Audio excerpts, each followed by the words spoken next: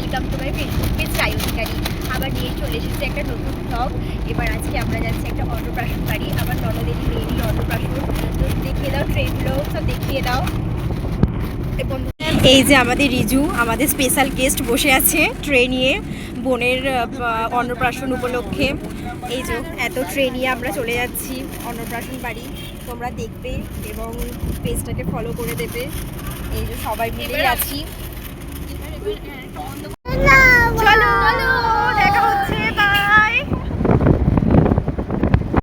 মন আমার ফড়িং হয়ে পদ্ম পাতায় বসে, মন আমার ফড়িং হয়ে পদ্ম পাতায় বসে, শিশিরের সাথে কেমন পিরিত করে মরে রে, পিরিত করে মরে, মন আমার ফড়িং হয়ে।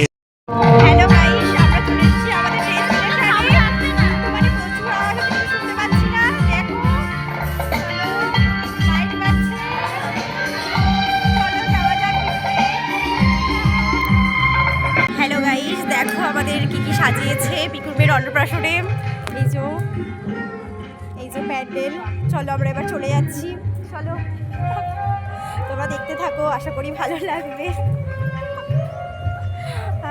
এটা তোমরা অবশ্যই জানো, এটা আমার হচ্ছে ননদ, আমার ছোট বোনের মতো একদম।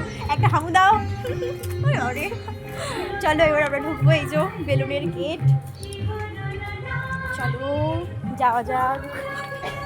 এই যে আমাদের দিশানি ও তার মা আমাদের ননদিনী বসে গেছে তত্ত্ব নিয়ে। এবার ওর গায়ে হলুদ হবে, দেখো সুন্দর করে সেজেও ফেলেছে ও, সত্যি ভীষণ মিষ্টি লাগছে, খুব কিউট লাগছে ওকে দেখতে। ও এবার স্নান করবে, চলো এরপর দেখা যাক। দিশানিকে স্নান করিয়ে আমরা চলে গেছিলাম একটু বেরু করতে। দিশানিদের বাড়ির কাছেই খুব সুন্দর জায়গাটি, ওখানে পীর বাবার মন্দির আছে এবং মন্দির পানি যেন একটা আলাদা শান্তির ব্যাপার। এবং মন্দিরটা আমি ভীষণ ভালোবাসি। আবার পাশ দিয়ে ট্রেন লাইন এবং ট্রেন চলে যাচ্ছে, সত্যি সব মিলিয়ে অপূর্ব সুন্দর জায়গাটি। আমার তো ভীষণ ভালো লেগেছে। এর মধ্যে আমরা সবাই মিলে একটু ফটোশ্যুট করে নিলাম, একটু ছবি তুলে নিলাম, একটু মজা করে নিলাম। আমরা আবার ফিরে চলে এসেছি আমাদের গন্তব্যস্থলে। এখানটা ডেকোরেশন করা হয়েছে, এখানে বসিয়ে দিশানি ভাত খাবে। সেটা দেখার জন্য তো আমরা ভীষণ এক্সাইটেড। আমাদের ছোট্ট দিশানি মামুর কোলে বসে আজকে ভাত খাবে, তোমরাও দেখো। এই যে আমাদের ননদিনী, সে রেডি হয়ে গেছে, খুব মিষ্টি লাগছে দেখতে ওকে।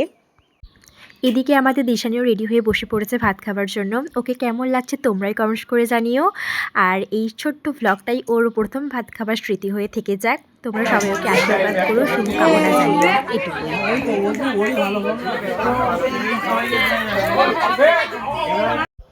আমাদের দিশালি এখন পরমান্ন খাচ্ছে, ওই দেখো মিত্তিও খাচ্ছে। ও কিন্তু ভীষণ লক্ষ্মী মেয়ে, ও একটুখানিও কান্নাকাটি করেনি। এখানে দুই মামা দুই দাদা বসে পড়েছে ওকে খাওয়াবার জন্য। চলো এই আমরা খেতে বসে পড়েছি। এই যে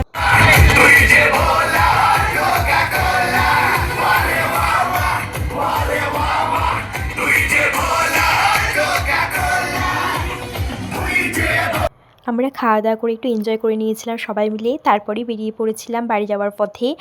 তোমাদের ব্লগটা কেমন লাগলো অবশ্যই কমেন্ট করে জানিও। আজ এইটুকুই, রাধে রাধে, বাই।